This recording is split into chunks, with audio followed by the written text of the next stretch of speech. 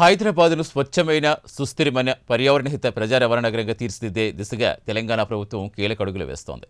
Telangana rising vision 2047కు అనుగుణంగా Telangana auto rickshaw electric మార్పిడి పథకం 2026 రూపకల్పనకు రాష్ట్ర కేబినెట్ ఆమోదం తెలిపిందని రెవెన్యూ శాఖ మంత్రి పొన్నం ప్రభాకర్ తెలిపారు.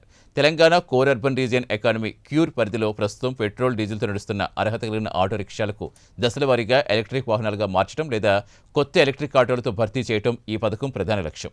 తద్వారా వాయు, శబ్ద కాలుష్యం తగ్గించడంతో పాటుగా ఇంధన వ్యయ భారం తగ్గించి పట్టణ ప్రజా రవాణాను నెట్ జీరో కార్బన్ ఉద్గారాల దిశగా తీసుకెళ్లాలని ప్రభుత్వం లక్ష్యంగా పెట్టుకున్నట్టు మంత్రి పొన్నం ప్రభాకర్ తెలిపారు. ఆటో కార్మికులందరికీ శుభాకాంక్షలు. పర్యావరణాన్ని కాపాడడానికి మీరు కూడా భాగస్వాములు కావాలని, మీ ఆటోలన్నీ ఈవీకి కన్వర్షన్ చేసుకోవడానికి అయ్యే ఖర్చును ప్రభుత్వమే భరిస్తూ ప్రతి ఆటోకు ₹150,000 ఇచ్చే విధంగా కార్యాచరణ రూపొందించింది.